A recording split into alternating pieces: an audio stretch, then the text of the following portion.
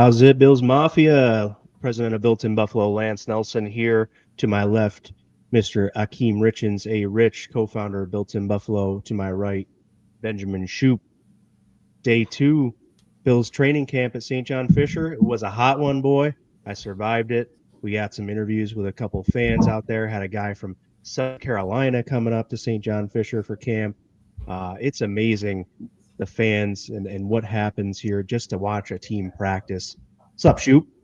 Nothing much, nothing much. It's another week closer to real NFL football with live play. Like I said, I believe it's a week away from seeing a preseason game, so it's always fun. And just once you see the boys on the field, it's always a good day. And it's just you start getting that itch now of really wanting week one to be coming up. So, but always good to at least see them on the practice field with training camp.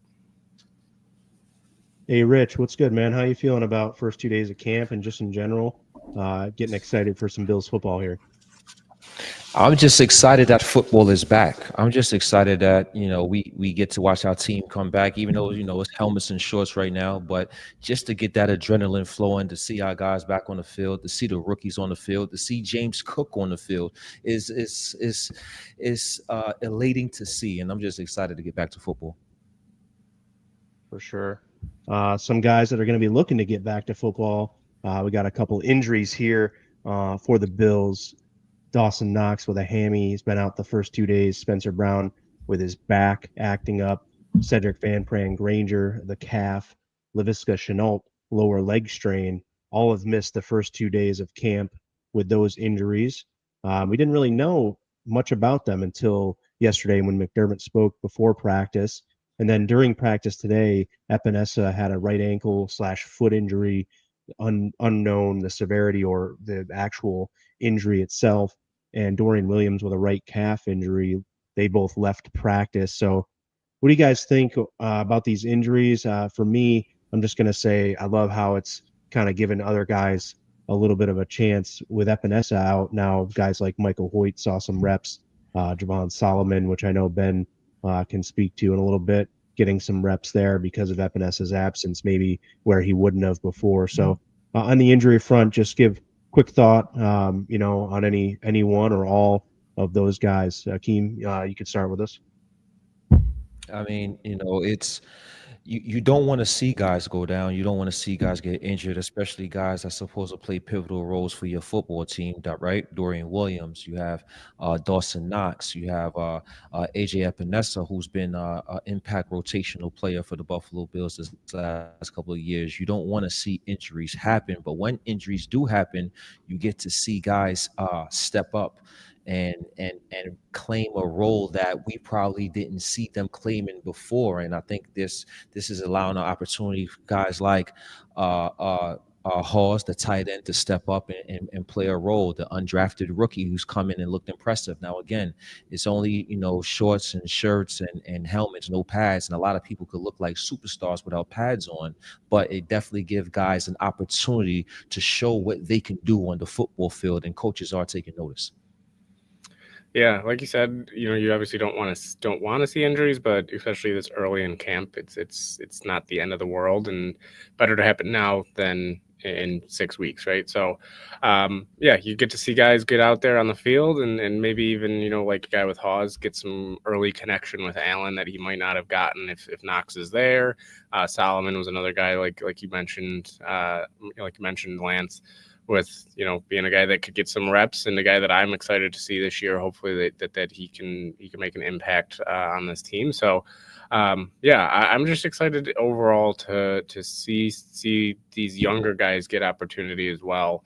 But yeah, like Akeem said, you don't want to see the injuries, but it's not the end of the world at this point when it comes to this early in training camp. Hopefully none of them are serious. I talked before the show how calf injuries always do make me a little nervous, which we obviously had two of them on here with calf injuries. Sometimes those can linger. So hopefully, since it is happening early, they can get them the rest that up and get healed. But either way, it's you get you get guys that get opportunities and see what they can do with them. And before you know it, maybe they'll be able to make that impact with the pads on. Yeah, we'd have to see, Chenault being out kind of throws a wrench in what we kind of wanted to see as far as what the special teams units might look like and see if Chenault might take over that role where the Bills might be able to use him being a wide receiver as well over a Codrington being a defensive back, but not really playing high level defense. So really just a return man in that sense. So that whole roster construction discussion still comes to be for me, and I wanted to watch a bit of that today. I did get some pictures of the special teams units, but I didn't get a good hold on everyone. We know, and we'll talk about the special teams in just a little bit. Um, with Knox and Spencer Brown, not too concerned being veterans. They're going to come out. They already know what's going on, and maybe beneficial for them to get a little bit of rest here to start camp. But guys like, like I said, Chenault and then Van Pran Granger, where, Cedric Van Pran Granger has an opportunity here if the Bills aren't able to get a contract done with Connor McGovern, is a guy they may look to take on a bigger role and maybe even be the starter next year. So are they missing some time on evaluation of that sort of thing with him missing time with this injury? That's also a calf, and you mentioned how those can linger. So um, I did see the other center that they just brought in, and the name just flew out of my head. So excuse me, but he is a wide dude, number 53. Let me get his name coming up right here. Kendrick Green, I believe, is the guy, and just a big dude. So they do have some depth. The offensive line isn't hurting by any means, but yeah, tough to see young guys, especially um, or new guys, even missing time for that evaluation. Moving on from the injuries, the biggest one of the biggest discussions through all of the press conferences and things is how this chemistry, building chemistry at camp, is so vital. And I just want to get your guys' thoughts quick on the chemistry of the team. We did see AJ Epinesa throw a punch at the tight end Jackson Hawes today, so a little tension in there. But McDermott says in his press conference to make the main thing the main thing. They get to sit there and focus at camp about on the Buffalo Bills football team. And the purpose of being away at camp was noted by Brandon Beane in his presser. This is what good organizations look like, said Josh Allen. There's a consistent message from the top down, Joey Bosa mentioned. And then Joe Brady said, it's not my offense, it's their offense, mentioning everyone being a cohesive unit and continuous communication happening throughout this training camp session to really build what this offense is really going to look like. So overall, guys, the chemistry building via training camp away at St. John Fisher, just give a little thought on what that means to you, I guess, and what you think the importance is, or how important it is for this Bills team. Shoot. Yeah, I mean, I was talking about it with somebody the other day about how I believe there's only 8 teams, 6 teams in the league, 6 to 8 teams in the league that still go away somewhere for training camp. And we've talked about it a little bit in the past about how, yeah, these things, when it comes to somebody throwing a punch, that can happen anywhere, even if you're at your own stadium for training camp or you're away.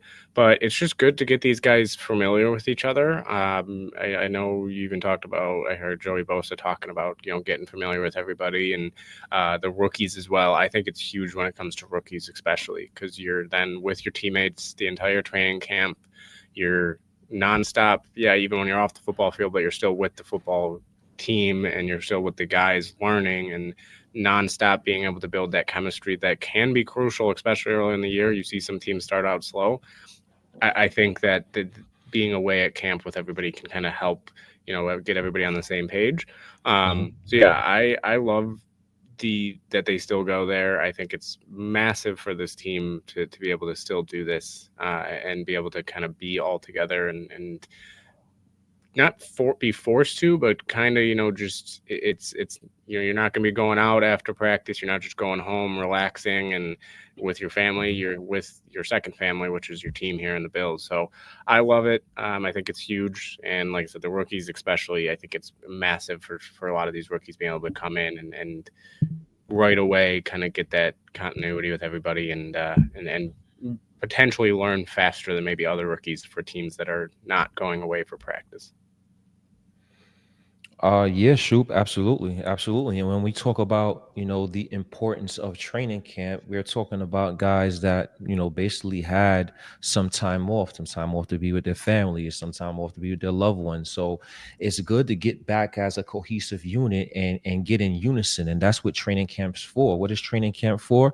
It's for timing and rhythm, right? It allows the quarterback and the wide receivers to get their timing down, knowing where the wide receiver like to make their breaks, knowing how fast their cuts are, and knowing where the quarterback has to place that ball, where the ball has to be, right? Another importance about the importance of training camp is offensive line coordination, learning how to move as a cohesive unit, building that chemistry so they don't blow assignments. Right, we do have 17, a franchise player, the MVP of the NFL. So when you have that chemistry and you don't blow assignments, you're going to protect your quarterback. Communication and trust. Safeties and cornerbacks need to build their trust in their coverage assignments. Linebackers have to communicate in pre-snap reads and making adjustments, and role clarity and accountability. I think training camp is we get to see who is who and how pivotal of a role they play for their offense or for their defense. Players get to learn their responsibilities and tendencies, and not only that, they know the responsibilities and tendencies of their teammates so they can make up for each other if things break down. So chemistry as a whole, it develop leaders and followers. Guys know when to speak and guys know when to listen and how to respond to adversity. For sure. The communication across the back end of the defense is really crucial for this team as they kind of find their new voice after the void that Micah Hyde and Jordan Poyer leave uh, in that segment. So they have to. Bernard talked about this. They have to really work at that. They have to find. Bernard has to become that new voice, that back end of the defense between Bishop, Rapp, being the assumed starters. They have to get their communication straight now. You're going to have Max Hairston and Trey White both taking some reps with the ones and figuring into that equation as well. For all intents and purposes, I believe Teron Johnson will get most of the snaps with the ones, but today he had a little bit of a lighter day, and you had Cam Lewis in there off the bench to be the first one in at the slot corner. So I think that guys coming in and out throughout this camp only sharpen that sort of thing where everyone has to communicate no matter where their depth chart position might be, and it's one of those things that unless you do it, it's not going to develop. So they can really work on developing that on and off the field, being together so much. I think that's a great point. I don't have much more to add from that. You guys hit it on the head, and I kind of said a little bit before the segment is just that it's making the main thing the main thing. But let's talk a little bit about. I do want to say that AJ Epenesa's hit on Jackson Hawes today. I think that was such a weird play because Theon Dawkins fell down, and like I don't know that Epinesa or Hawes really knew that Dawkins was on the ground that much, and so like Epinesa just happened bang bang, and Epinesa just happened to fall over Dawkins, and now I'm wondering after the injury comes out if that's the play it happened on or if it happened later. I don't know for sure, but that might be why Epinesa got so upset. But I thought I saw Epinesa come back after that play. But they were definitely heated. Guys went over to Epinesa after the fact. Kincaid was talking to him, and everyone was kind of railing around. So that whole communication, that chemistry, not only of position groups talking to one another, but just the team. You saw Josh Allen spending time on the sideline with the defensive guys, talking to Rousseau, talking to Bernard and Milano for a period of time. So Josh Allen kind of spent a lot of time in the different groups, and that seems like this is all building off the field as well to make him more comfortable when they're on the field and spending that time communicating with those guys. Now, it seems like, and this is going to roll into our next segment about Josh Allen in year 8, it seems like Josh Allen has evolved his role as a complete team commander, chief, leader. Like he is out there directing. He's directing receivers on how to get off of defenders. He was teaching Keon Coleman after practice, shucking a guy. He was talking to Rousseau and some other guys about some defensive lineman moves, things of that nature. It's really impressive the command that Josh Allen has on this team. I didn't notice it to the level I saw today in previous years. So I just want to make mention of that because Allen has always been, I'm going to let my play on the field do the talking, and he hasn't necessarily been that vocal leader all of his career. But now it seems like that's completely changed. And Mhm. after this MVP award, he is completely, like I said, just the commander in chief, the general of this team. And I'm sorry, Joe Brady is listening to Josh Allen with such intent. His body language when Allen is speaking to him is so intentional to be a good listener. I just think that it was really great to see, and I just want to get your guys' thought on, maybe Josh Allen, your thoughts on him becoming a more involved leader and his leadership uh, evolving for this team. Go ahead, Akeem. Yeah, and right quick, right? Because you touched on AJ Epinesa a little bit. When you sign guys like Michael Hoyt and Larry Ogunjobi, and then you draft guys like TJ Sanders and Landon Jackson and Deion Walker, that's a lot of defensive linemen. Those are a lot of new players in your position group, right? And AJ Epinesa is a pretty smart individual. He has to play with that chip on his shoulder because he's one of those guys, rotational players that has something to prove year in and year out, and especially this year. And we talked about all the new defensive linemen that we have.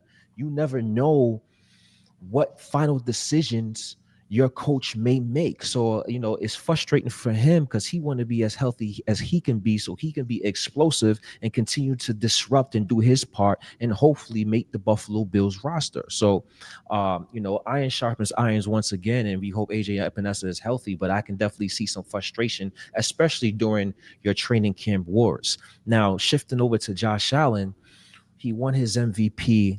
And me and Dave spoke last week about what else can Josh Allen do to get better, right? He evolved so much since coming to the NFL. We all wonder, has he plateaued? Has he finally reached his ceiling? And we're seeing early on thus far in training camp that no, he still has more potential to reach. Early on is about his accuracy and understanding how to read defenses. And then it became about his turnovers and getting that down. And now that that's down, is like, what else can he do? He can become a more focal point as a leader, as a vocal leader, not only on the offense, but on the Buffalo Bills roster. There's no more Jordan Poyer, like you alluded to, no more Micah Hyde. There's no more Mitch Morse. There's not a lot of guys in year 8 that he played with in year 1, year 2, year 3. So that evolution of Josh Allen as being more of a vocal leader is something that we're seeing in year 8, and that's going to propel him to take yet another leap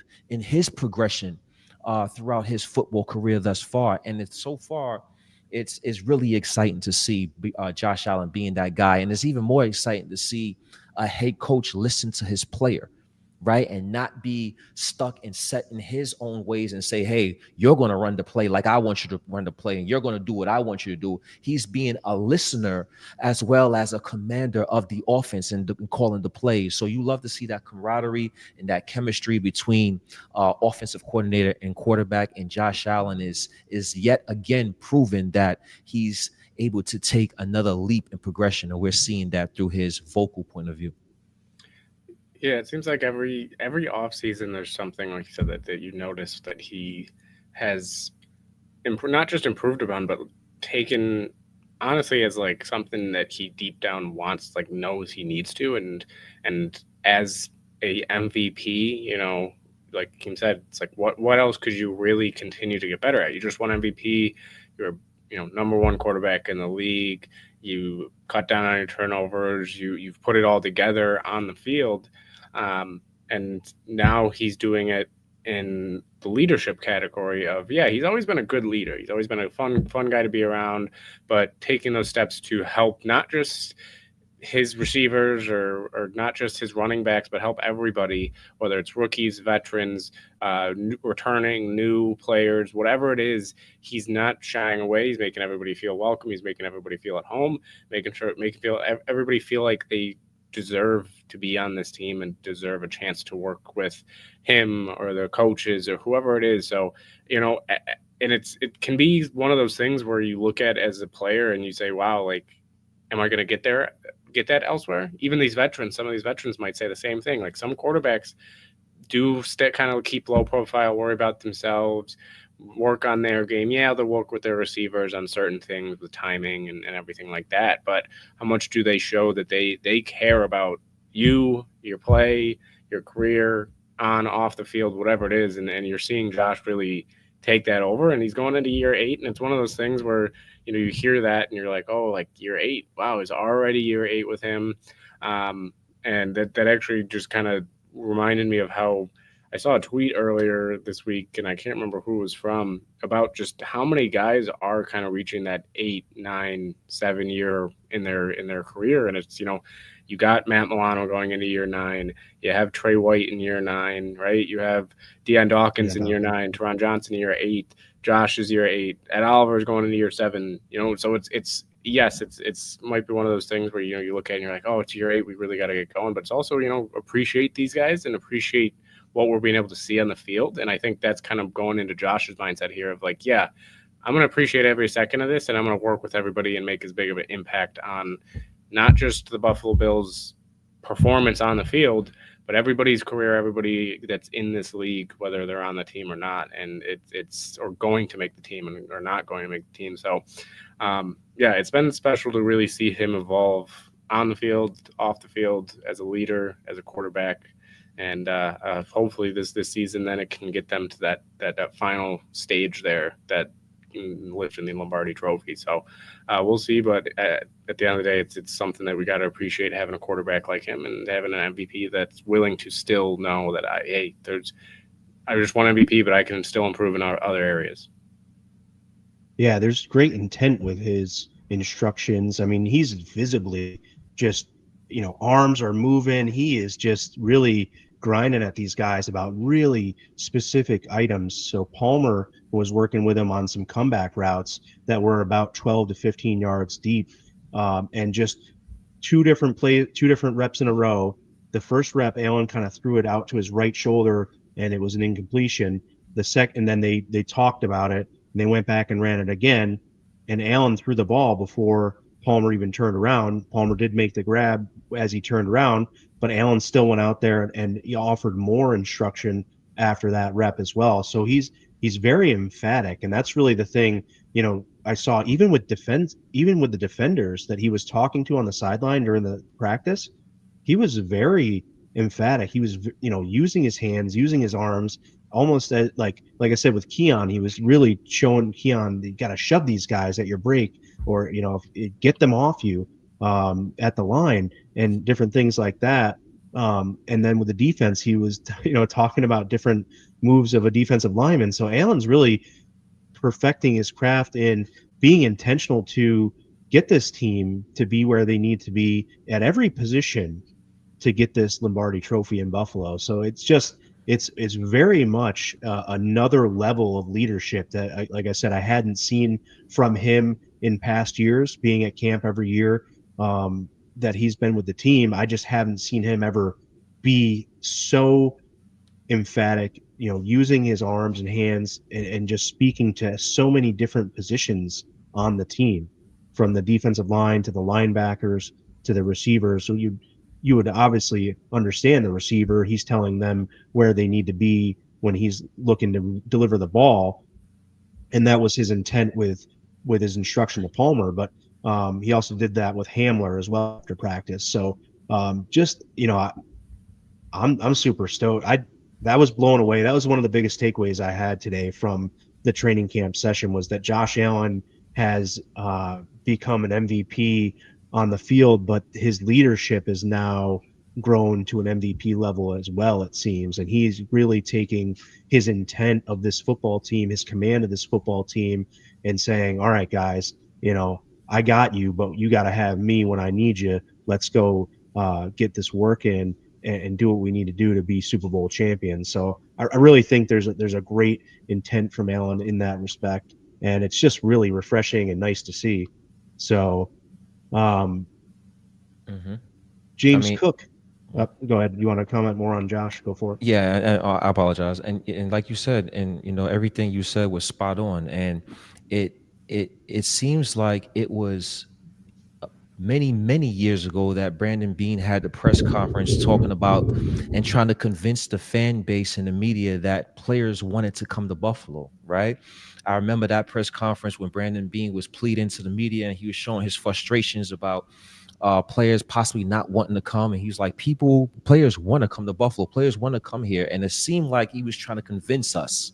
And at that time, he wasn't necessarily buying it. Well, now you implement Josh Allen, and 8 years later, the total perception of the Buffalo Bills has changed throughout, high school and college athletes.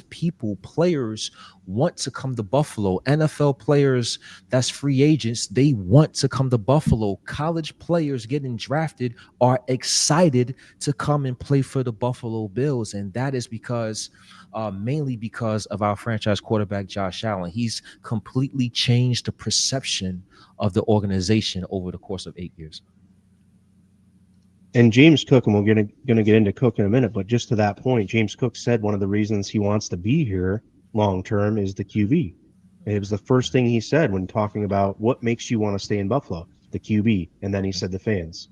So, that's really a strong statement from Cook, and it just pays homage to how much work Josh Allen has done to put his work first, be that top tier athlete, but just also one of the guys. He's not arrogant.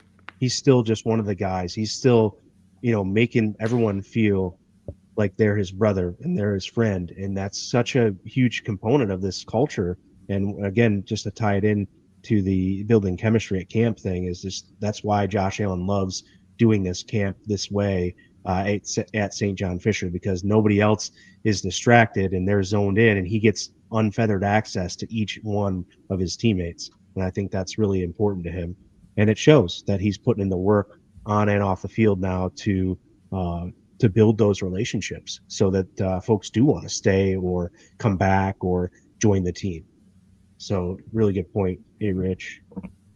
James Cook did show up on day one. Obviously, showed up again today. Had one of the plays of the practice session today, where he took a little swing pass. We complain about some of these at or behind the line of scrimmage passes, but he took one of those today, and it probably would have been a touchdown. There was one defender that I kind of questioned whether or not he would have beat him or not on that play, but there were some blockers in front, and Gilliam was very important in breaking him in that. So you see in little glimpses of James Cook being integrated here. It's good to see that he's here. Um, like I mentioned, he said the QB and the fans are part of the reason he does want to be here, and so he did receive a lot of loud cheers today while he entered the practice field and when he made the plays.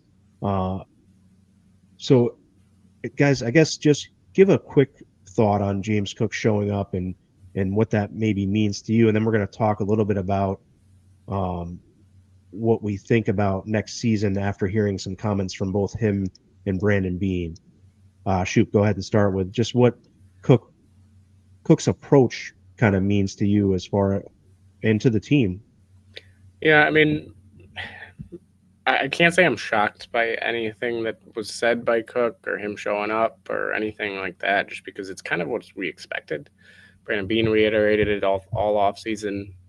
He even, kind of said it to the past few months of like he is going to be there and he's going to let everything else play out. He did say, if he doesn't show up, he gets fined, and he wants to keep his money, which again, like that. And some people might get upset at that response, but that's at the end of the day, it's a valid reason for him to be there. Yeah, some guys are holding out. I know that Cincinnati has some guys holding out, and they'll get fined. But when you have a guy that says, "All right, well, the contract, we still don't know where it's going to go for next season, but I still want to show up. I got to be there for my team, for the city, for everybody. I got to be there just in case we do go far, I got to be able to be prepared. So I do think, when this whole thing with Cook being back next year and everything, I think he's been consistent with, yes, he just knows what he wants. But at the end of the day, he knows that he still needs to be on the football field to prove that he deserves he gets what he deserves. Because he did also have a quote of, I'm never gonna give up. I deserve what I want. It's gonna get done wherever it happens. Whether that's Buffalo or where else. So I'm not too shocked by anything that he's done. He's a phenomenal player. He's a yes, he's had some social media things, but at the end of the day, he still is a professional football player, and he knows that that's his job, and he's going to show up and do his job and do it to the best of his ability. He wants to win a Super Bowl. He loves this city as a fan, loves his quarterback, and but the only difference is yes, he does have maybe differences when it comes to what he deserves money wise and all that. So it's one of those things where yeah, I'm not shocked that he showed up. I'm not shocked that he looks good. He think he'll have a phenomenal season this year. And then when it comes to next season, I don't think that changes anything. I still to right now don't believe he'll be here next year just because of the money aspect with, you're paying you have a top quarterback in the league. It's going to be tough to fit that type of James Cook money in unless Brandon Bean says, you know what, we're getting it done here and we're going to pay him what he wants. So I don't think he'll be here next year. I think he'll get what he wants elsewhere. And, whether, like I said, whether it's in Buffalo or elsewhere, like I said, I do think it will be elsewhere. I think he will get what he wants, but I think he'll have a phenomenal season and he's going to give Buffalo everything he's got this year. Hey, Rich. Absolutely. Ben Shoot made tremendous points there about James Cook, and I salute James Cook for being a professional. He wants his money. He feels that he's worth 15 million. He wants that, but he still recognizes that I'm a team first guy. This is my job. This is my profession, and I'm going to come out, even though I want a new contract, even though I want some lucrative money. I'm still under contract, and I'm going to come out with my Super Bowl contending team and do my job. So I salute James Cook in that retrospect, coming out and being that team player. And I don't think, James Cook is a dumb guy as well. When you miss time, you're going to miss money. And it's not like you're a first round pick where you could afford to miss money. You're a second round pick. So I think that makes it even more important and more vital for him to be on the field so he don't lose his money being a second round pick. And through history, we see that nothing good happens necessarily when players hold out. When players hold out, Le'Veon Bell, he held out. He got hurt this several years ago when he held out as a running back. We've seen it from Melvin Gordon. We've seen it from other positions last year with Brandon Ayuk. If you hold out and you miss that time, it's not only hurting your team, but it's hurting the individual as well, because your body is not getting used to those strenuous activities. And now you're at a portion where you do come back and your team and those individuals on the team is way ahead of you, health wise and conditioning wise, now that you have to catch up, and the coach and the coach's staff is on a different level in terms of speed and playing field. So I think this is important for James Cook, not only financially, but I also think as an individual, just being healthy, being conditioned, and getting his body prepared for the NFL season. So I salute James Cook for being that professional and coming out and playing despite wanting a more lucrative contract. Yeah, now there were some comments made about James Cook being here next year. He said he's looking to get what he deserves no matter where it is. Mm-hmm. But he did say, he does want to be here. He did say that. Mm-hmm. And Brandon Bean said he loves James Cook. Love James, looks good. You can tell he's been working. Quote, other quote, I'm hopeful when we're at next year's training camp, James Cook is out there practicing and representing the red, white, and blue. So the hope is there. From what we heard, there was an offer made at least to him, which he declined. And so there is work being done behind the scenes, it seems. Is there any renewed faith? I know, at least for us, we kind of started this offseason thinking there's no chance James Cook, if he doesn't get extended now, returns to the Bills next year. Do you have any renewed faith after hearing the comments this week yesterday and today that James Cook will be a Buffalo Bill next season? Um, Not necessarily. I like to read between the tea leaves. This is not like Jamar Chase or the situation where he wants to get paid, but we don't not sure how much, or Trey Hendricks' situation where he does want to get paid, but we don't know how much. We know how much James Cook want to get paid, right? He said it. Listen, if you pay me 15 million per year, I will be on the Buffalo Bills, or whoever pays me $15 million a year. That's the team I'm going to go to. And it's like Brandon Bean is, when I'm reading through the tea leaves again, he's like, yeah, I want you here, but I don't want you here for $15 million. So that's the type of vibe that I'm getting now.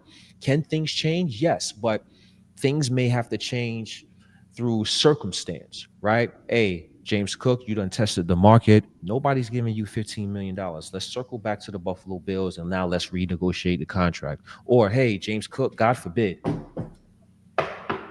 he gets hurt, then your number changes, right? Your number changes, and your attraction to other teams may change as well. So because if that happens, God forbid, then we may have to circle around that back around to his contract, because those are the only ways I believe he's going to come off that $15 million per year number. So if nothing like that changes, I don't see James Cook being in the Buffalo Bills. I would love to have him, but if those circumstances don't arise, then I don't see it happening.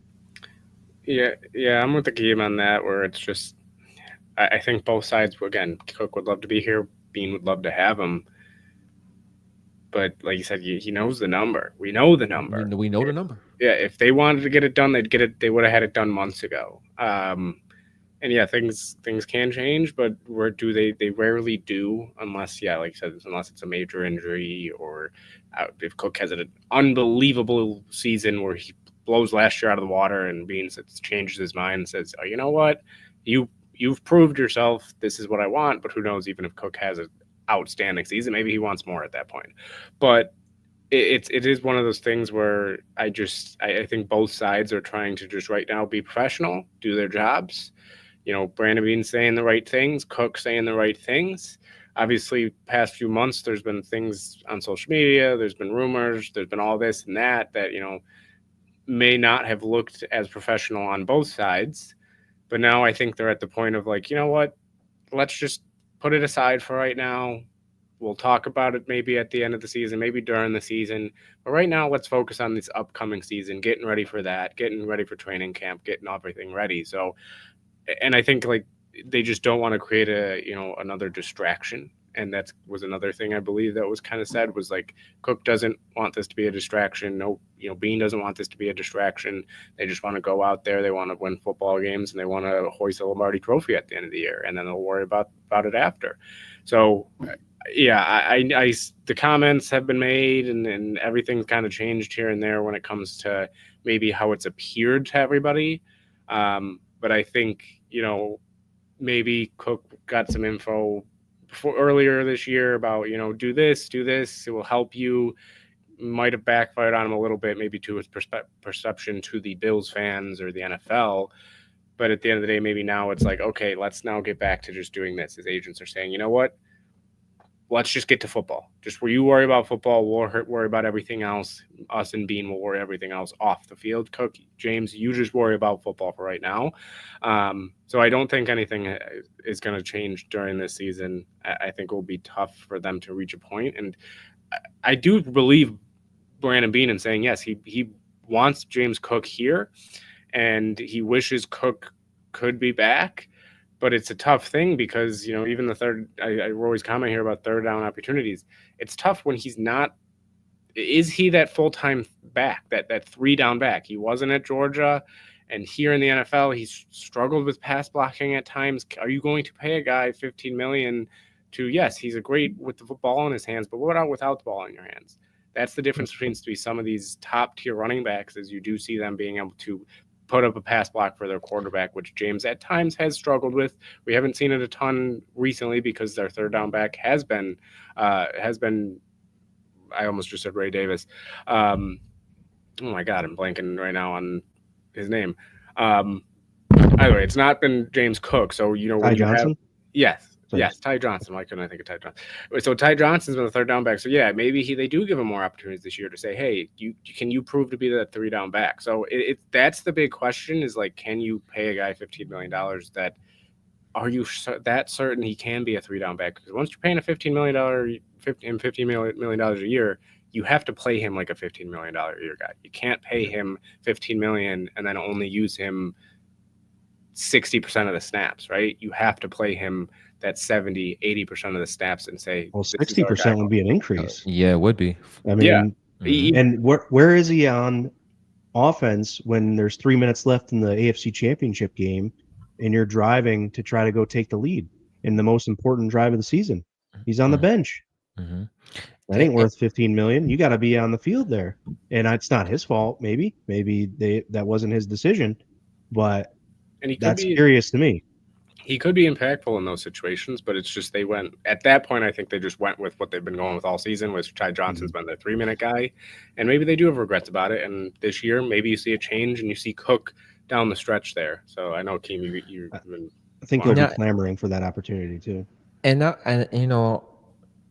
let's not take away the fact that Ty Johnson is an excellent receiver out the backfield. I think that has something to do with it as well. And I believe, James Cook is a quality over quantity type player. Those 45% of the snaps that he played last season, I think was great for him. And I think that was a reason why he was able to limit some mistakes, because he had in 2023 he had more opportunities to catch the ball out the backfield, and we saw more inconsistencies there. I believe he dropped 6 passes in 2023 as opposed to 2 passes in 2024, and that's both because of the excellence of Ty Johnson, and that masked some of his limitations. Now, does he want to go back out there and show that he can be a consistent receiving threat out the backfield on third down? I'm pretty sure he does, but it's tough sledding when you have such a good receiving back out the backfield in those situations like Ty Johnson. Now, can Joe Brady do something about this? Absolutely. He can set up some 2-back situations where both receivers can be on the field and possibly make an impact out the backfield. So we'll see if Joe Brady can dial up some plays to get both James Cook and Ty Johnson on the field and threats at the same time. We'll see what happens. For sure. I hope it. I mean, I hope that we can see a little bit more of what I saw today. Like I said, they had a great swing pass where he took it the distance, would have been a 50+ yard score. And he's had some of those last year as well that started, kind of being that play breaker, big play Cook, as well as getting those opportunities. The thing that they added last year was getting opportunities at the goal line and inside the 10-yard line that he hadn't gotten previously. And that was a nice thing to see. And that's why his touchdowns increased so much. So, all right, if you haven't done so, please like and share this on Facebook. If you're on X, please repost and like it as well. Come on over to YouTube if you're on X, because we can then get you in the comments here, put your comments up, interact with them.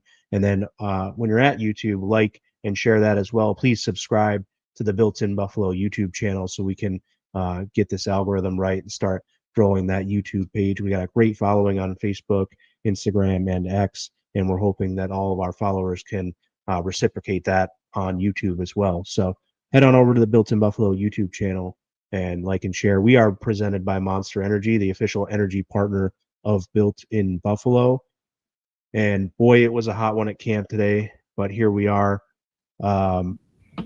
recapping. Keon Coleman did not separate well in day one, comes out on day 2 and had a really great day. Worked a lot with Josh Allen, as I mentioned, on the side and outside of the practice window. During the practice window, had about 3 to 4 quality reps, catches, had 1 rep going deep on the left sideline as the team was going right to left as I saw them. And Allen sailed one a little bit over Coleman, so didn't get a real good chance on that one, but otherwise showed out. Elijah Moore really standing out to me today, and I think yesterday as well. Allen said of him that Moore is sudden in and out of cuts, can play inside and outside, so versatile like they wanted. Joe Brady did mention that, give me as many Curtis Samuels as you can give me on this offense, right? And so They're stacking up this wide receiver crew like that. There were only 5 wide receivers total out there during the practice session, and I believe four tight ends standing there on the sideline, and then Reggie Gilliam as well. So, uh, sort of looking at a core 5 wide receiver room as we look towards the 53, but it is only the second day of camp, so things can certainly change. Tyrell Shavers did get a look on the team period with Josh Allen. Um, give your thoughts. I want to bring up this comment by Roy too. Curtis Samuel did have a nice play today, at least one of them, and Mhm. looks really good. Roy thinks that Samuel's going to have a big year, more productive than Elijah Moore if he can stay healthy, and he's going to be an intricate part of the offense. I agree, but Elijah Moore did get a little jet sweep handoff today too in a play that I saw. So I think that they're using Moore. Um, quite a bit. I thought Mhm. that they were intentional about their use of Moore today. He stood out to me. They, certainly uh, their practice intent in many reps were to feature Moore. It seemed, and Samuel had a few good ones as well, and he's showing that when healthy, he is a valuable part of this offense. So, guys, we can't go player by player anymore as we're getting through. We're 45 minutes in now, and have Mhm. only gotten through just a couple of guys. So, I want to kind of go through the wide receiver room as a whole. Anything that stood out to you from that room over the last couple of days here, and just mention from my standpoint that um, Dalton Kincaid also we can lump in some tight ends, I think, here as all the pass catchers. It seems to be having a chip on his shoulder as we go through camp, and has made a couple of nice plays aggressively going and grabbing the ball away from some defenders yesterday, and had at least a nice catch today. So it's really good to see. Let me know um, again on the pass catchers, just anything you guys can start anywhere you want, but I guess maybe start with Shoop here, and go to Akeem, and feel Yeah, free to jump in back and forth on guys that you want to touch on. If Shoop's talking about one guy and you have a counterpoint on that, can go back and forth on this segment.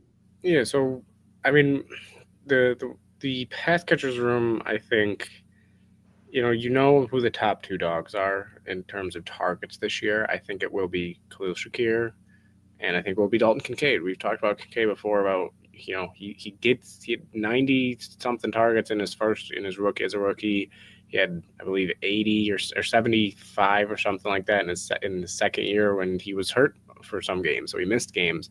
I think he'll get back to that mid 90s target range and be a guy that is right there behind Shakir in terms of target, maybe even more than Shakir if they do really start to implement him and he has a good year. So I'm excited for Dalton Kincaid. It sounds like he looks bigger. He looks, which is a good thing. I think, some players you don't want to get bigger, but I think Kincaid needed to get bigger. At the tight end position, when you have linebackers matched up on you, sometimes you do have DBs, but you're going back and forth, just being able to out muscle guys. So I think it's huge for Kincaid coming back healthy, being able to, maybe become more of a threat as a consistent guy. So I'm excited to see Kincaid.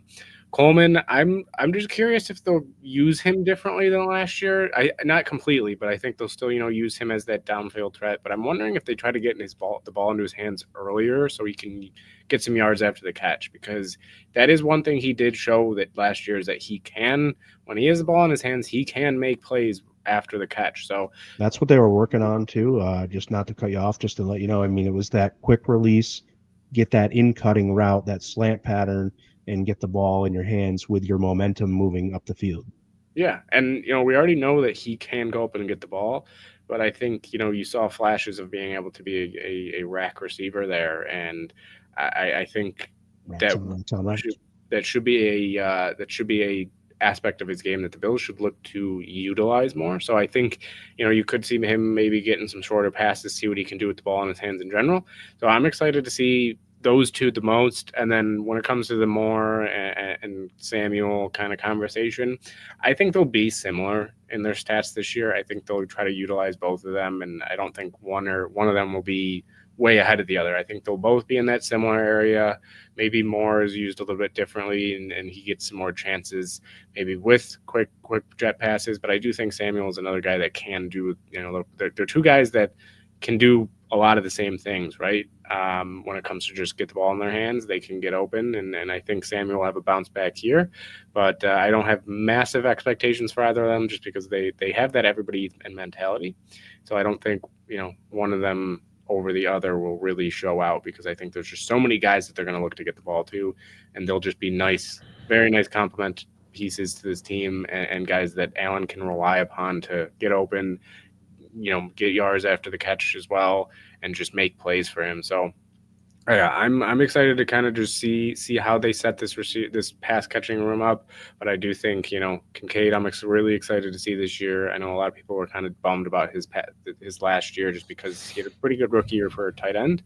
And then Coleman, obviously going into the second year, I'm hoping that they can expand his usage in more ways than they maybe did last year.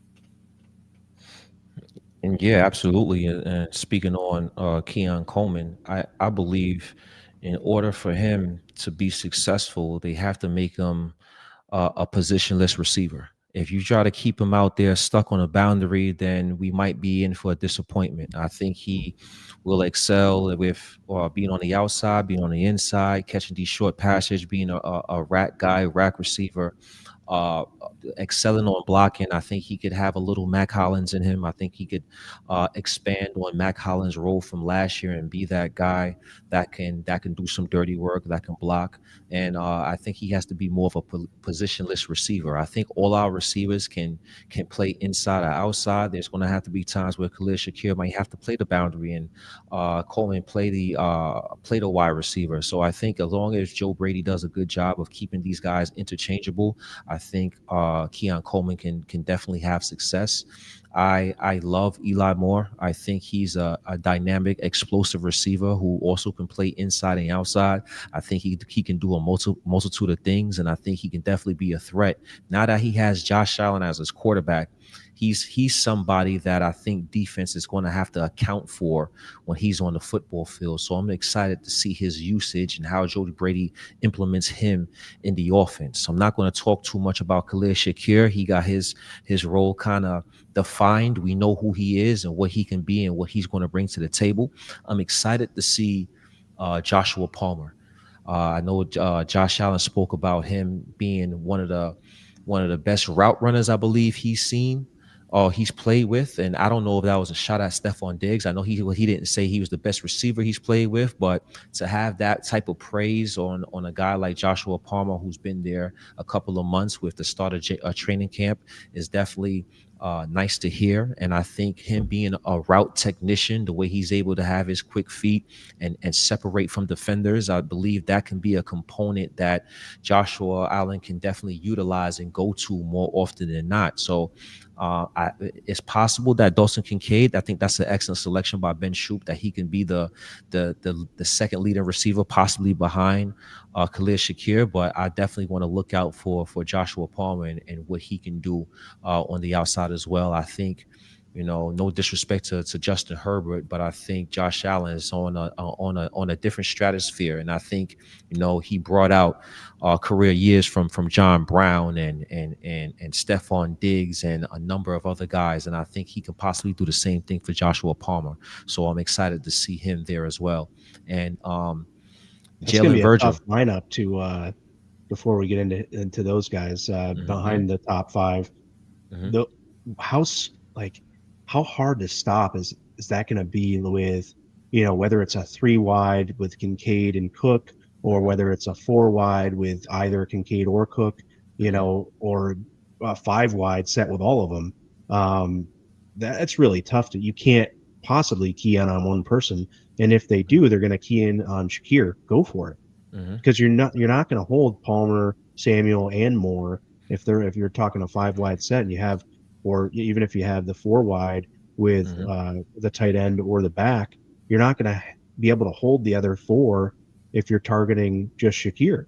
So that's the whole mantra of this offense that is just so exciting for this season, because dude, you see it out there on the field a little bit, and go ahead and try to stop those receivers. We'll swing it out to James Cook and he'll take it the distance. Like, what are you going to do to stop this? And Allen seems to be getting the ball out of his hand very quickly in the first 2 days, which is a little bit of a change. So he's kind of just not sometimes he had forced it a couple of times. They were working on medium pass routes today, so they were forcing some of them into some tight windows there just for him to practice it really and see, kind of like show off his arm arrogance and sort of thing. But I think that that's going to be a very, very hard lineup to stop when that rolls out. So tell me your thoughts on Virgil, because he absolutely roasted Max Hairston today, and it was a crosser. Those are tough to defend for guys, but with Hairston's speed, I was very surprised how Virgil kind of got away from him and was able to accelerate. Virgil isn't a slouch at receiver. I think Virgil, on another team, and we talk about, well, do the Buffalo Bills have enough weapons? Do the Buffalo Bills have enough weapons? We have enough dynamic players on offense to get the job done, in my opinion. And Jalen Virgil is a guy that, even Tyrell Shavers, I think those are two guys that if the Buffalo Bills do keep 6 receivers, because the 5 we have is pretty stout right now, is in question if the Buffalo Bills keep 6. And I think a lot of that is going to depend on special teams. That 6 receiver. I think they do. I think they do. You think they do? That 6 receiver. Yeah. That 6 receiver is definitely going to have to excel on special teams. And thus far, again, helmet and shorts and a t-shirt. But thus far, Jalen Virgil, as far as a gunner, he's definitely putting in some impressive work. So I'm excited to see what he does come when the pads come on and when preseason comes along and the blue and white games. So I'm going to be excited to see what he does. Yeah, I'm actually sort of starting to lean that they do keep 6, just because I think, when you have either Virgil or Shavers, and I know there's still Chenault in there and Prather's in there, but KJ Hamler, for me, I love those guys, but just outside looking in for them. I think when you have a guy like Virgil who can be on special teams as well, and you have a guy like Shavers who, obviously we've only seen him have 1 catch in the NFL, where he took it the distance, but it's like, what can he really be as a receiver? So, if one of these guys goes down, you want to be able to have that 6th guy to be able to say, okay, we can just slot you right in there. And I know that, they could put him on practice squad. Who knows what happens there? Maybe they can get picked up by another team, but I really do think it will come down to Virgil or Shavers for that 6th spot when it comes to if they do keep 6. I'm starting to lean that way that they do keep 6. I know it's going to be tough because this roster just has so much talent. It's like, well, what are they going to do at D-line? What are they going to do corner? What are they going to do? Say, like, there's going to be a lot of questions about how many guys they keep at certain positions. But if they do end up keeping 6 receivers, I think it's going to be between those 2, just because, again, it's what can they really become? Whereas Chenault, you kind of know what you're getting. KJ Hamler, you kind of know what you're getting there. Prather, I know he was a 7th round draft pick and he was picked, but it's like, well, is he there yet? He's more of a project receiver. He might be the guy you stash on practice squad there to keep and then go forward for next year. But yeah, I think it will be between those 2. And yeah, as John says in the comments there, and Chenault being injured does not help his case at all either. Now you're just falling behind. And as we know in the NFL, it's never good to fall behind. And even if it's 1 or 2 days, and we talked about injuries to start the show about how, it gives other guys opportunities. But when you're the one looking for the opportunity and you're getting hurt, that's when it really can be painful for a guy like Chenault. So, we'll obviously see as camp goes on, Virgil, Shavers, if Chenault comes back, how he does. Hamler, if one of them can really kind of put themselves above the rest as that 6th guy. But I think it will be between Virgil and Shavers for that 6th spot. Yeah, I just can't believe, I saw Shavers out there with the first team. He was the only other receiver outside of the top 5 being thrown to by Josh Allen during the practice session.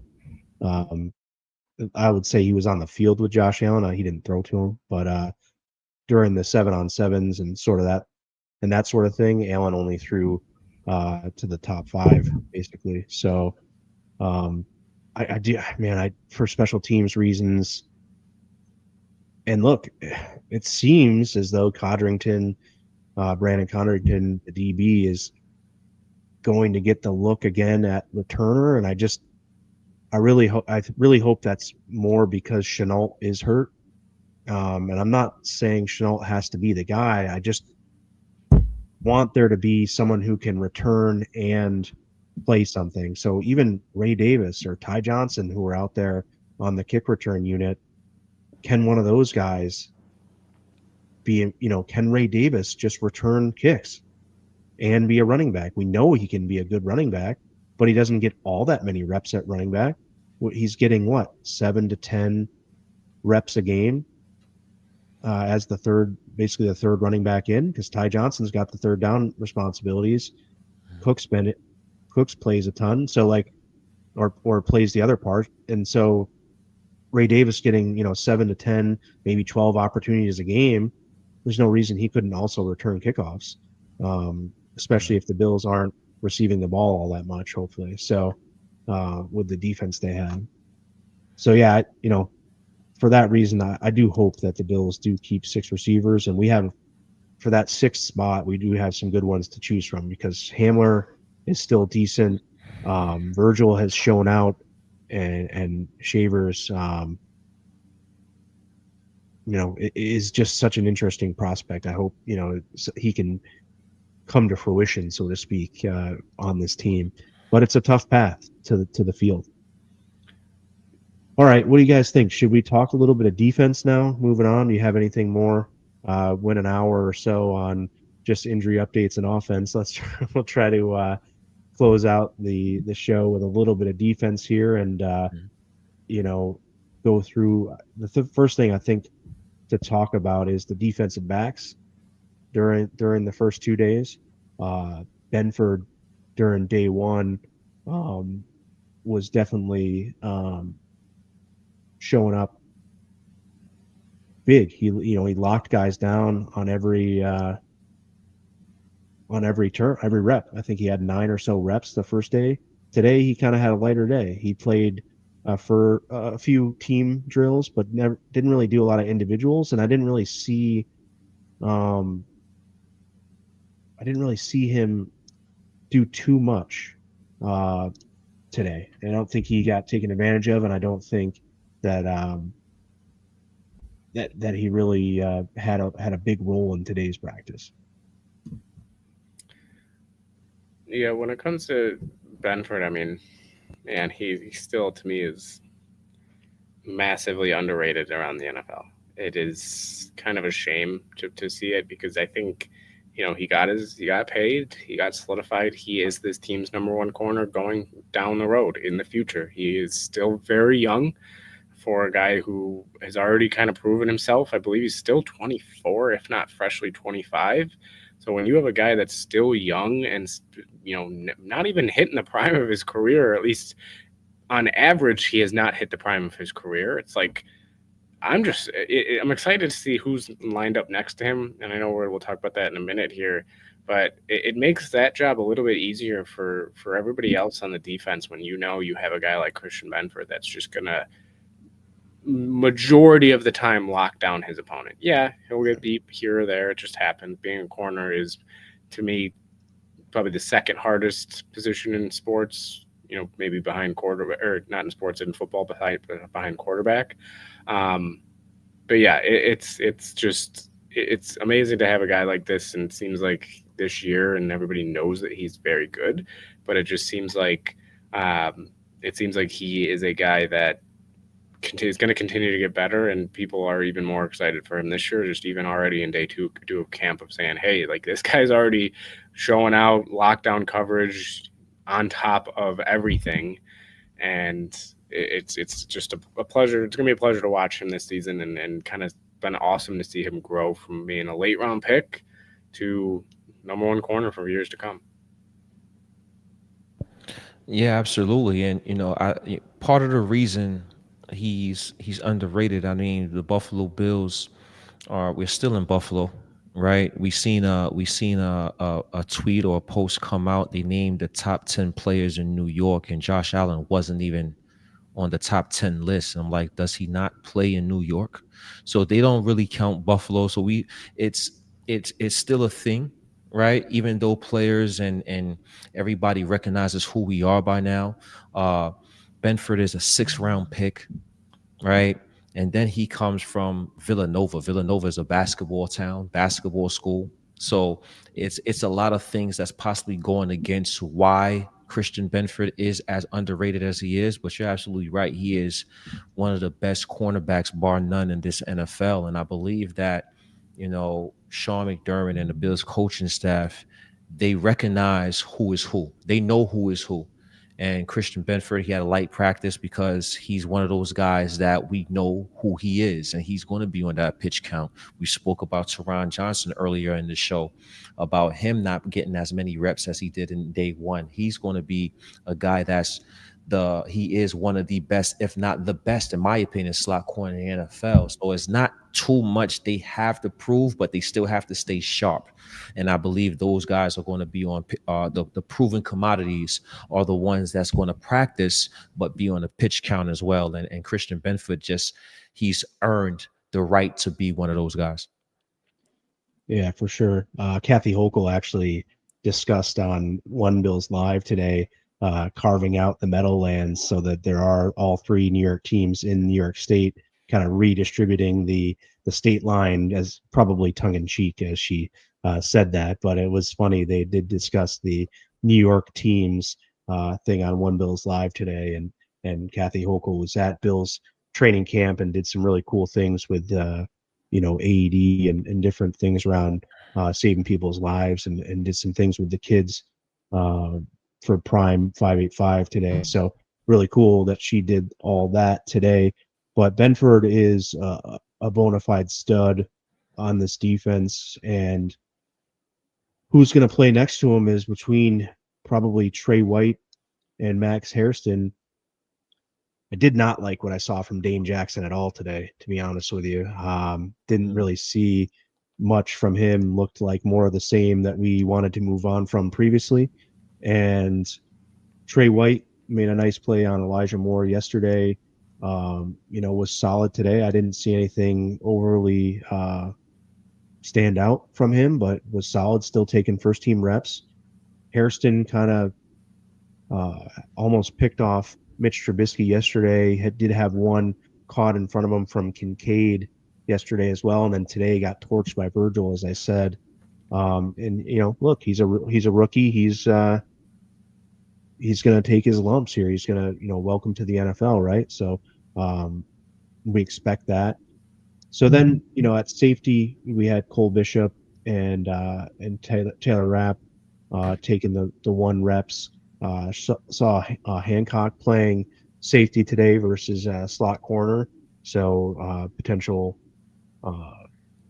change there with Hancock's position. We thought he could probably play some safety, but they're mixing it up, and he didn't have a great day today, and hasn't had a great start to his camp just yet. But again, 2 days in, I don't want to overreact to a couple of days here. Guys are getting their footing, and to be expected. Especially the rookies to come in and struggle a little bit. So CB2, the rest of the DB room, just kind of will mention when we're talking about DBs that Cam Lewis was the first slot corner in off the bench when Teron Johnson was sitting down. So Cam Lewis, much to my chagrin, is seemingly not going anywhere. And maybe I should be more happy about that than I am. But I love the youth movement that we have going, and but I also understand the guys that are going to do it here and be in the right spots need to be on this team, and Cam Lewis seems to be well trusted by this coaching staff. So, Keem, you want to start this one off maybe and just take us through any other DB positions, CB2 obviously, and any of the safety talk maybe that you want to touch on here, anything you've seen, heard, or otherwise throughout this couple of days at camp. I love the maturation of Tre'Davious White.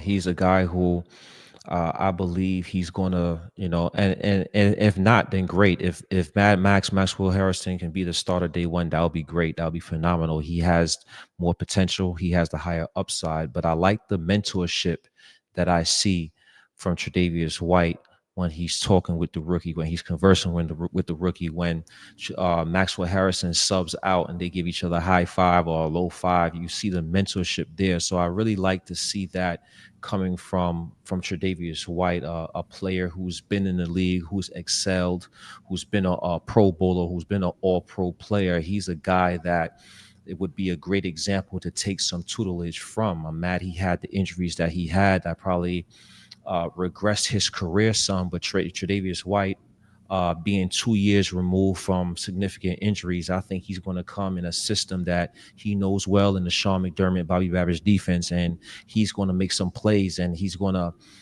do what he does best, and that's be a good zone cornerback that can anticipate and read what's in front of him and make the play. So I do think he's going to be the starter from day one, but the hope is as the season goes along, the growth and the potential grows from Maxwell Harrison, and the speed of the game slows down from him. I know we talked about him getting beat on a crosser from Jalen Virgil earlier today, and that's going to happen. A rookie is going to take his rookie lumps, especially being the 30th or 30th pick in the draft. But what we hope for is for him to continue to progress and continue to improve as the season goes along, and hopefully by the end of the season he'll start getting an uptick in his playing time and play a pivotal role for the Buffalo Bills secondary.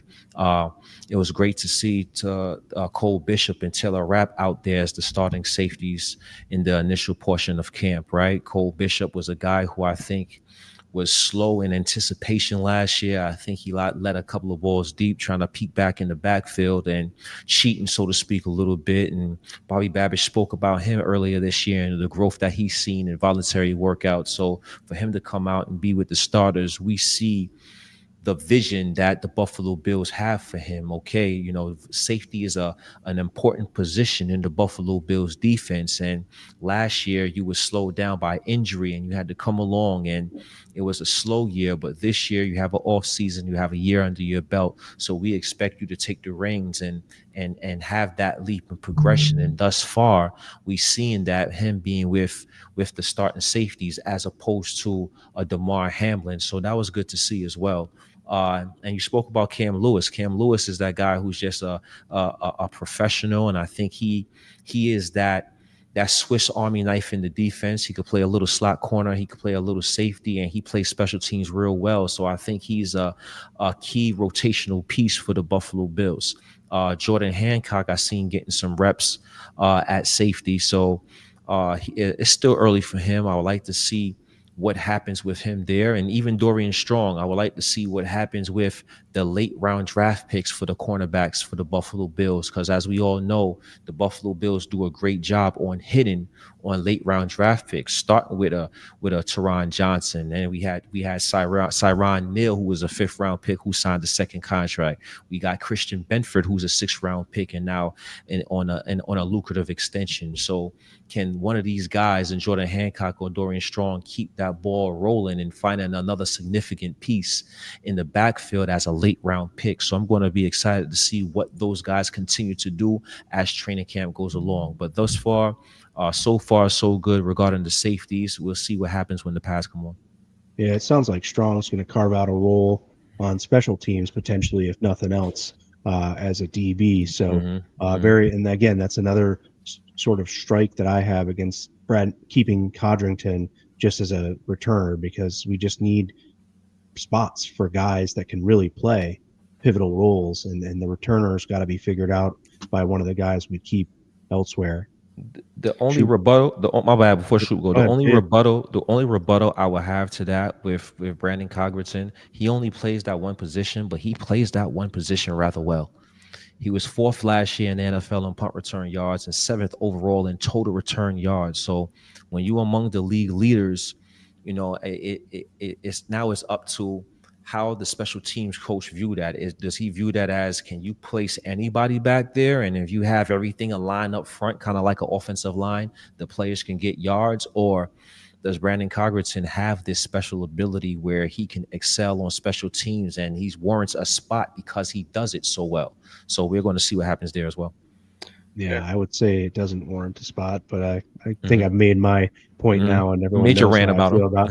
Yeah, got you.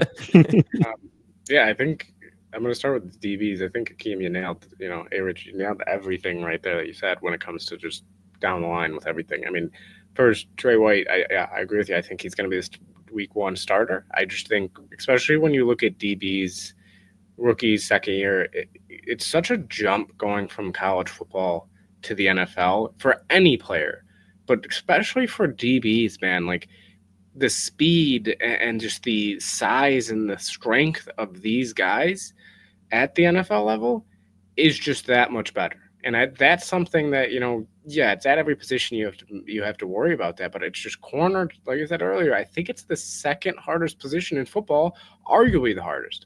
I mean, it's you're one on one a lot of times. You just try to get beat, and you don't know what this guy is doing. Everybody else on the offense knows what that guy's doing.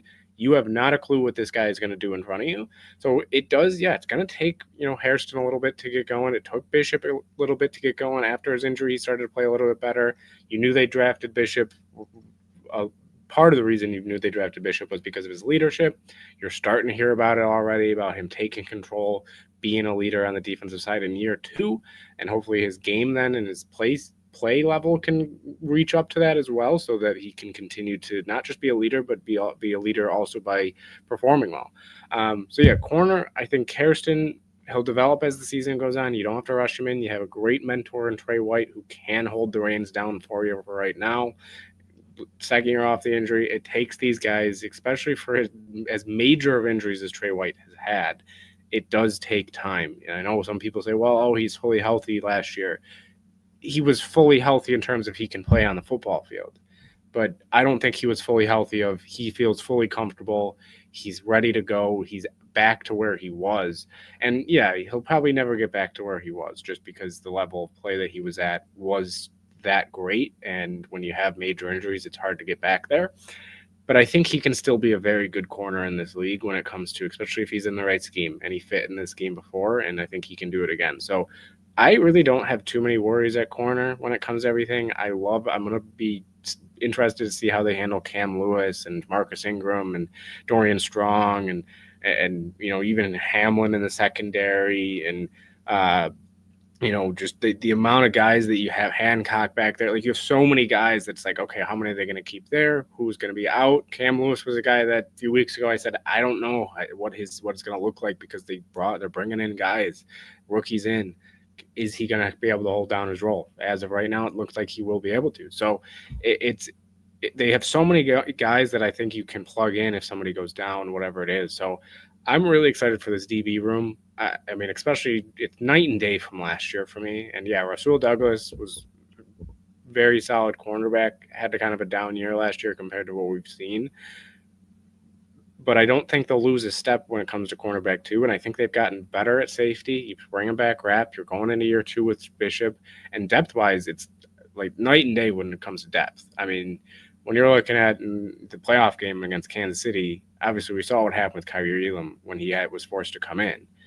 This year, if something happens, yeah, you don't want somebody to go down with injury. We have so many guys that at least can bring that excitement of, hey, we don't know fully what they have when it comes to Dorian Strong, when it comes to Jordan Hancock, when it comes to Max Hairston, even Trey White. We still aren't fully knowing what he's going to bring. So I am very excited for this DB room. I think that they can do a lot of things with these guys, especially Hancock, uh, as a guy that can play all around the field. Cam Lewis can play all around the field. I mean, we know what we're getting out of Teron Johnson. We know what we're getting out of Christian Benford and pretty much Taylor Rapp.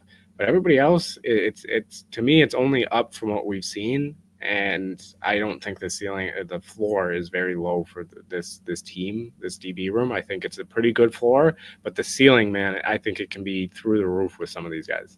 Glass ceiling, right? Blake, breaking through. I agree. Yeah, I gave my thoughts on the DBs. I really am excited for this room this year, and I'm going to be interested to see what they do as far as the 53-man roster goes. Onto the linebacking crew here. Terrell Bernard spoke a little bit. We learned that he kind of paid homage a little bit to Kobe Bryant, a big fan of his, by selecting the number 8, and he just kind of wanted to be a single-digit number. If you guys happen to care about numbers, some people love it, some people don't. Sort of embodies what they want to be as a physical defense in Bernard's style of play, and mentioned that he enjoys competing against the Bills' great offense every day, and that sort of iron sharpening iron, so to speak. So Bernard and Milano obviously sort of locks to just be what they are. We'll see if Milano continues to work towards all pro Matt Milano, or how much, if we can get 80, 85, 90% of that, really is better than most other guys in the league anyway. And then other linebacker notes, Dorian Williams kind of going out opens the door. Valen Spector gets a little bit of a shot here in Dorian Williams' spot with Joe Andreessen running the second unit. So also Shaq Thompson getting some more reps with Dorian Williams out. So Spector and Thompson now getting reps, and Shaq Thompson impressed today. He had a sideline pass breakup today. I don't remember the receiver who it was on off the top or at this moment, but Shaq did get some reps and seemed like he was. We talk about on this show a lot. Be in the spot that you're supposed to be in, and whether or not you make the play, at least you're in that spot. It gives you and everyone else around you the better chance to be successful. So on the linebacking unit, guys, any thoughts or noise you've heard or anything you've seen that's been impressive or non-impressive with the linebacking crew? And for me, like I said, I'm excited to see Andreessen, the kid out of Lancaster, New York here, where I'm currently sitting, being the second unit leader for the Buffalo Bills. I think that's such a cool story, and to continue that along from last season's sort of Cinderella out of camp story, it's pretty special for that kid. Yeah, this is another position group where the depth is something that compared to last year again, it's exciting because it's like if Milano goes down, which obviously don't want that to happen, or Bernard, you don't want that to happen. But if somebody goes down, or they just need a few plays off because they get a little dinged up, whatever, you have guys that can come in. Andreessen, I'm excited to see what he can do in the year two. Shaq Thompson, just a veteran guy that, not the same Shaq Thompson we've seen in the past, but a guy that will be able to, be a veteran presence and can hopefully make some plays if called upon. Dorian Williams, obviously hoping his injury is not serious. It doesn't really sound like it is, but a guy that hopefully can be a guy that can continue to be that third linebacker. I do want to touch on Matt Milano coming back though, because I heard he looks phenomenal. I saw I think it was Alex Brasky, tweeting about Never heard of him. Milano, saying he looks phenomenal flying around the field, which is just a great sign again, where you hope that he can get back to being that All-Pro Milano. And Terrell Bernard's a great player, but some people I think do forget how dominant Matt Milano was when he was fully on the field for 16 games and being able to play majority of the games, right? And having him next to Bernard, uh, Milano and Bernard, I think can just be a massive game changer if they can be on the field for the entire season or majority of the season, just because it makes Bernard's job easier. And it allows Bernard to play a little bit kind of not looser, but just a little bit of more, maybe, and I don't want to use the word reckless as a bad thing, but reckless in a good way, right? Being Some able reckless abandon, right? Just yeah, go get it, take a yeah, chance. because hey, if I go try to make this crazy play, I got a guy that is an all pro right next to me that should be there to clean it up if I miss. So I think these two, if they can both stay healthy, which is the major thing, is that can they stay healthy for his whole season together? I think they can be the best linebacking duo in the league, and I don't think that's some people Number might say one. that. Yeah, I really think they can be by far the number one linebacking duo in the league because they're both phenomenal players. They both have an instinct for the ball. They make plays, whether it's punching the ball out, getting interceptions, making a big hit. So I'm Milano. I hope can stay healthy, man, because when he is on the football field at full go and he can play every game at full health, he is one of, in my at least lifetime, probably the best Bills linebacker I've ever seen in my lifetime. Obviously, I don't know Lance. I know you've probably seen linebackers throughout the time that might have been better, but Here Milan. we go, calling me old again. Sorry, had to do it to you.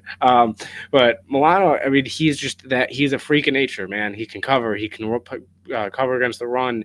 He can go after the quarterback. He is a phenomenal player. So I'm excited to see this linebacking duo, and it just makes it even better that if one of them does struggle throughout the season or have to take 2 or 3 games off to rest something, they have the guys behind them in Williams and Reese and Shaq Thompson that at least I'm a little confident in that can give you that 2 or 3 game stretch that you'll need if one of them needs a little bit of time to heal. So this linebacking group I'm excited for almost as much as this corner group. Hey, Yeah, Rick, what say you? I have to agree. You know, it's not a group that I'm necessarily concerned about. You know, I have some minor concerns with other position groups. Safety, if Taylor Rapp goes down, who's playing safety, who's playing in the box. You know, I have some concerns there, but with the linebacking core, I really like the entire group from Matt Milano to Joe Andreessen to Shaq Thompson. I think Shaq Thompson is another guy who has something to prove. He's a longtime Carolina Panther. He's battled some injuries the last couple of seasons, but thus far he's looked impressive in camp, and that's something exciting to see if we can have a healthy Shaq Thompson play for the Buffalo Bills. And I think the key here is like Ben said, is Matt Milano. Matt Milano is the key here because I think Ben Shoop did an excellent job describing it. You know, if Matt Milano's on the field, then we can see, not saying that Terrell Bernard had a bad year last year, but the year before he was just all over the field, right? Intercepting the ball, making sacks, forcing fumbles. And I think we can get back to that, or Terrell Bernard can get back to that if we see a healthy Matt Milano. So I think it's going to be key for the Buffalo Bills defense to have a healthy Matt Milano. And God forbid he does go down, we do have other players that can step up. I really like, even though he's battling the calf right now, Dorian Williams. Last season, well, because he had to step in early on in the season, he was amongst the league leaders in tackles in the NFL. So Dorian Williams is definitely capable of holding the fort down. But I do think the big plays, the bang plays, the splash plays goes down if Matt Milano is not in the lineup. So the key for Right. me is a healthy Matt Milano, and of course, you know, a healthy Terrell Bernard, so they can cause havoc on the inside of that defensive front seven. If those two guys can stay healthy, I believe they can indeed be one of the best linebacking duos in the NFL. Right, because Bernard has to then become the coverage guy so that Dorian Williams can be that heat-seeking missile. But if Bernard can be more, both guys, Milano and Bernard, have the tendency to be able, they called Milano, I think, missile at some point in time. I think we made a shirt at some point in time here at BIB a couple of years ago. But, Milano being able to be in coverage allows Bernard to blitz more. He's very effective at that. Can get after the quarterback. That's one of his specialties as a linebacker. Now Bernard also reads the offense very well, and we've seen him. Was it the Ravens game maybe or whatnot? Come up, peel off receivers and make interceptions in the middle of the field out of nowhere. One-handed jumping catches, super athletic, right? So Bernard definitely has his athleticism and his skill set in the coverage game.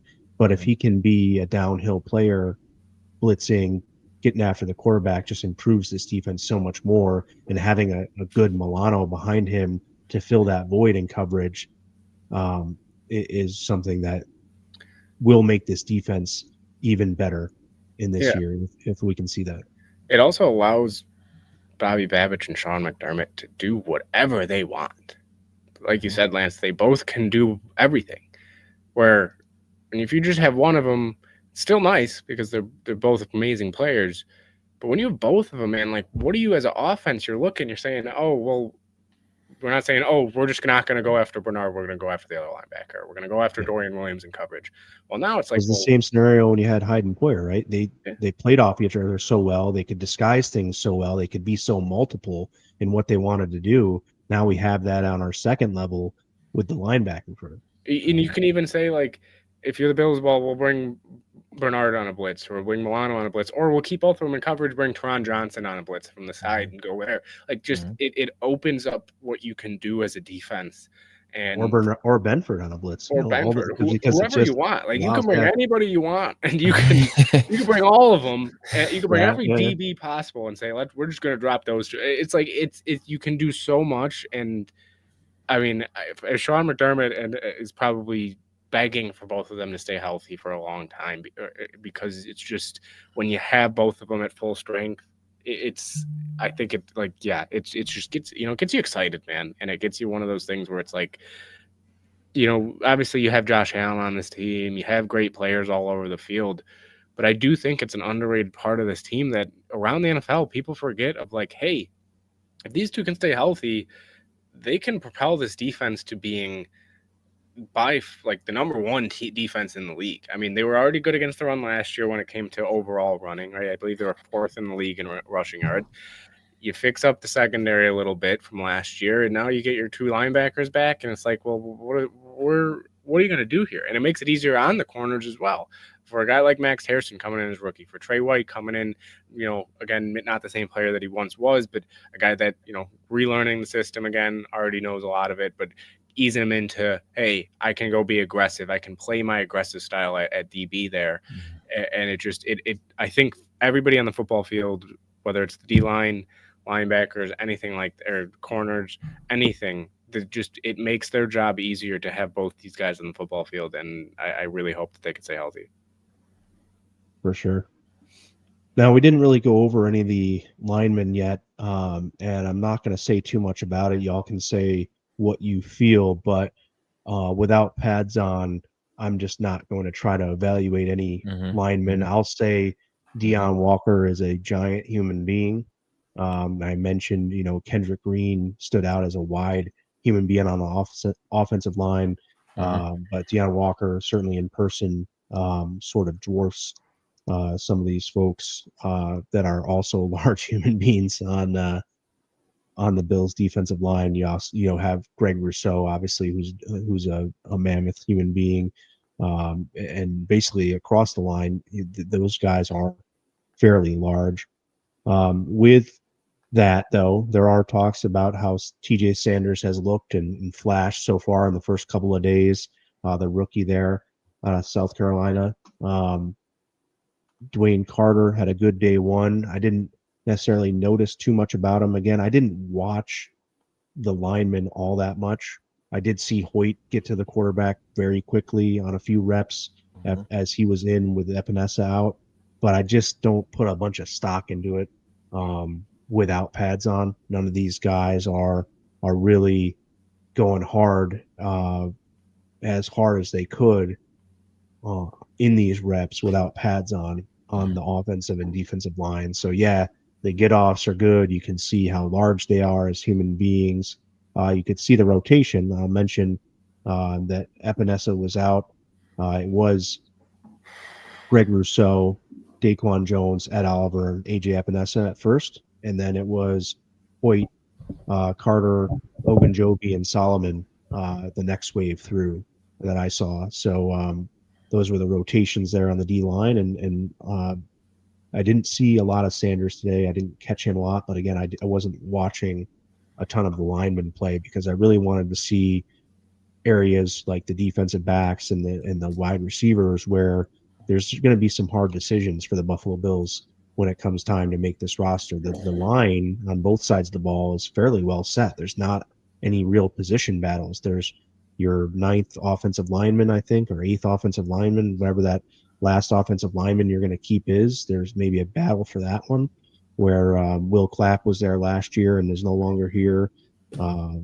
And now on the defensive line with Hoyt and Ogunjobi suspended, you basically have your guys that you're going to keep most likely coming into the 53-man roster. So there's not, to me, a bunch of question, and I just didn't feel before pads come on that it needed to be paid attention to on day 2 of camp. So anything you guys have on the defensive line, anything you're always encouraged, I think, about hearing guys like Carter and Sanders flashing, and then Hoyt coming in, that excitement for Hoyt. Obviously, Akeem, you interviewed Michael Hoyt and have that sort of little relationship there that allows you to probably be a little bit of a bigger fan of his than some others just with having that interview under your belt. But he's not going to be here for the first 6 weeks. So regardless of what he does early on, we're going to have to wait 6 weeks to pick that fruit, so to speak. really 7 because of the bye week. Yeah, absolutely. I mean, Michael Hoyt is a guy that, I think can definitely be an asset to the Buffalo Bills, especially in run defense and run defensive fits. I think he could be play a multitude of positions, and he's a guy that can cause havoc, whether that's playing on outside on the end or inside that tackle, or even playing in space. He's just a really smart, intellectual, instinctive football player. And I think that's going to be key for the Buffalo Bills. But like you said, he's not going to be available for the first 6 weeks. And in my opinion, it's going to take somebody, along with Larry Ogunjobi. He's not going to be available for the first 6 weeks either. So, when they come back, one of them, we would like one of them to make a pretty good impact, if not both of them. But in the meantime, we're talking about TJ Sanders, and he's impressed, so to speak, without pads on. It's hard to do an evaluation with anybody, but especially the defensive and offensive lines without pads on. But he's looked quick on his feet, and he impressed thus far. And Deion Walker, he's had a lot of back issues along his collegiate career, so for him to come out and have no limitations to start camp, I think that's a significant note there. And he's a mountain of a man, being 6'7", 330 pounds. I believe between him and TJ Sanders and Landon Jackson, I believe one of these guys this year is going to have to make that immediate impact to see the full potential for the Buffalo Bills defensive line, if we're talking about comparing them to last year, right? I if did if have one note on Landon Jackson while you mentioned him. mhm. He was sort of in the Mac Collins role this training camp day that I saw. He was without shoes going. He did have tape on his feet, but he was not wearing shoes or socks as he was signing autographs for the kids and stuff on the track. So Yeah, the ghost of Mac Hollins still lives on in Buffalo, man. Sad to see him go. Even sadder to see him on, I believe, the New England Patriots, right? So, yeah, him and Stephon Diggs had stories about the Bills in the New England Patriots locker room. But I'm excited to see what these guys do when they come back from suspension, and it ultimately gives the young guys a chance to step up and show their worth, and hopefully make an immediate impact early for the Buffalo Bills. Yeah, yeah. like This definitely could pay huge for a guy like Landon Jackson, where you have Ogunjobi and Hoyt suspended. I hope he gets the opportunities. Same with Sanders and Walker, but I really think the edge position gives Landon Jackson a huge opportunity here, and I hope he knocks it out of the park. yeah, like you said, Lance. Obviously, it's you don't want to put too much stock into right now, just because the pads aren't on and everything. But once they do come on, if TJ Sanders continues to flash, if Dwayne Carter continues to look good, he was a guy that, as you know, Lance, I was massive on last year. Was my favorite pick of the draft. Had a good start to the season, got injured. Once he was back from the injury, man, it was not good. It was brutal. So can he kind of come back and take another step going into his second year fully healthy? Um, and you have Ed Oliver too. You have Deion Walker. So like, if those four kind of look good, my only major question is, does that push, like we've been talking all show about roster spots is going to be tough. It's going to be tough decisions to be made. Does this push a guy like Daquan Jones out? Like I know people have been talking about it, but if they all look good and these two are coming back, you're going to have to make tough decisions. Do you make the cut before the season and say, oh, Daquan, we love you, but you took a major step back last year. You're only getting older. And we have guys that are coming in and showing that they can make up for it. And then once Ogunjobi comes back, you have another guy that's in the mix there in the middle. So when it comes to that, yeah, I'm curious to see if Carter can keep it up, if Sanders can continue to splash. I mean, you've been hearing about Sanders since he was drafted, the hype around him. I mean, not just from the fans, but from the coaches and everybody just really raving about him. And then, The highest drafted Sanders in the draft. yeah, it was. Yes, exactly. And then you have a 6'7" Deion Walker, who was a guy that, when he was fully healthy in college, was talked about to be a potential top 10 pick and can do a little bit of everything. In college, he's a pass rusher, or a very good pass rusher for a defensive tackle. You even saw sometimes he was lined up a little bit wider. But what can he do now in this Bills defense? So that's really the major question I'm looking at. And then another guy that that I'm rooting for heavily is Javon Solomon. Man, I hope that he can solidify his spot. I think that he has a good chance to. And Epinesa getting injured, if this opens the door for him, we'll see. I mean, it's another guy that's like, well, what if Solomon looks good, and you're going to get Hoyt back, and you got Rousseau, and you know, do you decide to go, hey, we're going to go with the younger Javon Solomon here, and we're going to say bye to Epinesa, whether it's trading him for a late round pick, whatever it is. So those two It are was the major interesting questions. that he got the snap over Landon Jackson, though, in today's, when Epinesa went out and when they rotated in, Solomon was the next guy in, and Jackson wasn't. So I mean, Javon Solomon, let me look it up here because I believe he hasn't played every year, but he has 2 sacks in his career. He's played technically he's played 13 games, or no, that's not 13 games. Sorry, that's 13 total tackles. But he has 2 sacks in his career in very limited playing time. So he's a guy that leading FBS when he was in college, led the FBS in tackles. Obviously, did go to a smaller school, wasn't playing against SEC talent. Intact, right? Yeah, so he is a bit of a specialist in that Yeah. pass rushing.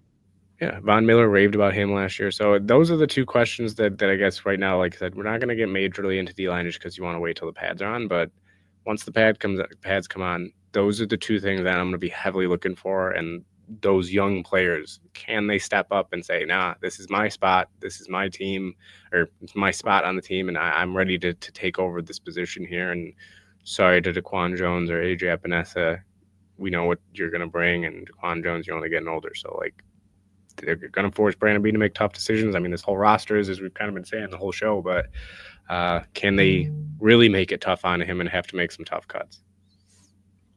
Yeah, for sure. All right, guys. So I'm hour and 40 minutes in here. That about does it for us. Akeem, is there anything?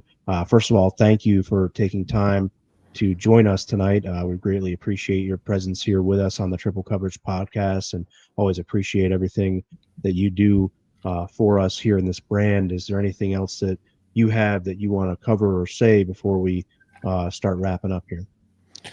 Nah, I appreciate for coming on to Triple Coverage Podcast. I'm grateful for you guys to have me. I think y'all do an excellent job every Thursday, 7 p.m. Along with Scott. So just keep doing what y'all doing. I'm just honored and grateful to be on. And I asked Lance to come on earlier this week because I'm just trying to get my feet wet and back into the whole going live thing. And Got a little new setup there, I see. That's nice. yeah. Little new setup. Tune into Billsology this Saturday, 9 p.m. With myself and Dave Myers, DM3. So that's all I got, man. I appreciate for being on. Great show. Yeah, we hope to have Dave on soon as well for you guys here on the Thursday night crowd. Shoop, you got anything else on camp, the Bills, or otherwise? Football's back, and it's only going to get more exciting from here. Everybody was awesome in the comments, and don't forget, as well as our show next Thursday, after you're done watching our show next Thursday, you can watch real live preseason football as well. So little preseason, right? Exciting. Yeah. So make sure to tune in, and then go watch yourself some preseason football, and football's back. Yeah, like Akeem said, Billsology Saturdays at 9.